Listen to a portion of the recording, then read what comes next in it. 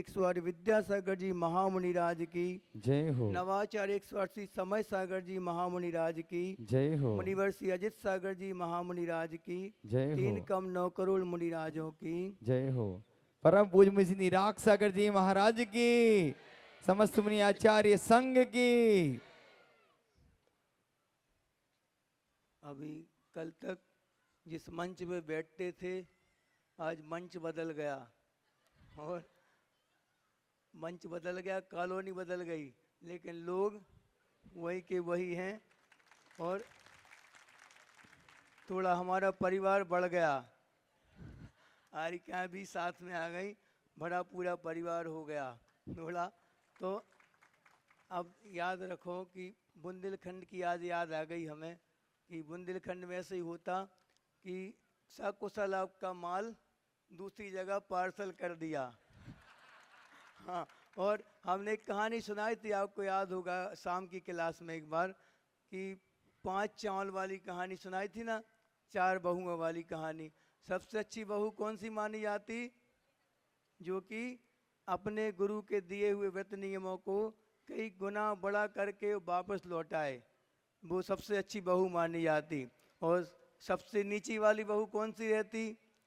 जो कि व्रत नियमों को भोगों में खो दे। और तीसरे नंबर पे कौन सी बहू मानी जाती?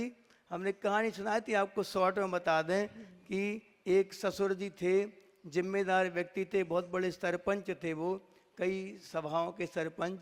तो उन्होंने अपनी चारों बहुओं को जिम्मेदारी सौंपने के लिए बुलाया। सबसे पहले बड़ी बहू को बुला के 5 चावल दिए।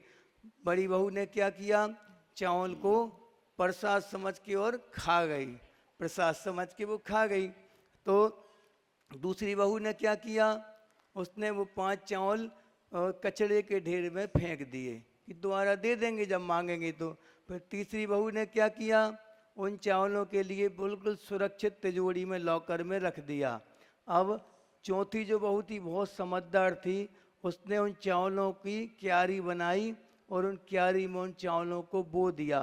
जब 5 साल बाद ससुर जी ने वो चावल मांगे तो बड़ी बहू ने नए चावल उठा के और दे दिए चावल के ढेर में से। तो पूछा गया कि वे वही चावल हैं क्या, ईमानदारी से बताओ। उसने क्या बोला बहू ने?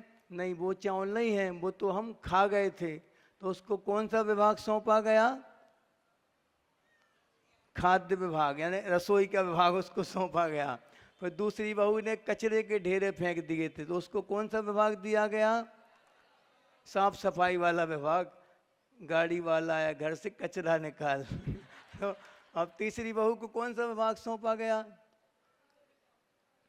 तीसरी बहू को स्टोर विभाग, स्टोर में स्टोर रूम में क्या क्या रखना, कैसे रखना सुरक्षित, वो विभाग। चौथी बहू को सब बहुओं का सिरताज बनाया गया कि वो सुरक्षित, तुमने कई गुना करके दिए हैं वो चावल, तो ये बहू सब बहुओं की शिरोमणि होगी। इस प्रकार आप लोगों ने भी मुनिराजों का परिवार कैसा बड़ा चला के भेज दिया लक्ष्मी, धन लक्ष्मी में। अब हमने सुना था कि लक्ष्मी और सरस्वती एक साथ नहीं रहते कभी, लेकिन यहाँ देख के माहौल लग रहा है 5 दिन की आराधना का समय है और गर्मी भी अपने चरम पे पहुँचने वाली है। आप लोगों की अग्नि परीक्षा है। हालांकि यहाँ तो बिल्कुल पास के पास है स्थान, सब कुछ पास पास है, तो भक्ति में कोई बाधा ना पड़े, पंच गुरुओं की भक्ति। क्योंकि अंबिका नगर में हमने युवाओं को देखा, बिहार में भी पूरा कई किलोमीटरों तक उन्होंने इतनी गर्मी में लगातार विहार करवाया युवाओं ने। और अब यहाँ तक छोड़ के गए हैं आपके लिए सकुशल। अब धन लक्ष्मी की बारी है।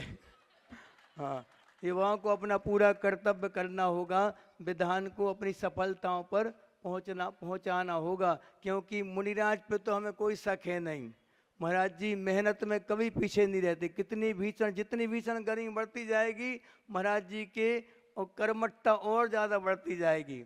और साथ में एलक जी 17 साल से हम भी देख रहे हैं एलक जी महाराज जी के लिए 17 साल से ये जोड़ी अमिट बनी हुई है, बिल्कुल कभी मेहनत में पीछे नहीं हटते दोनों।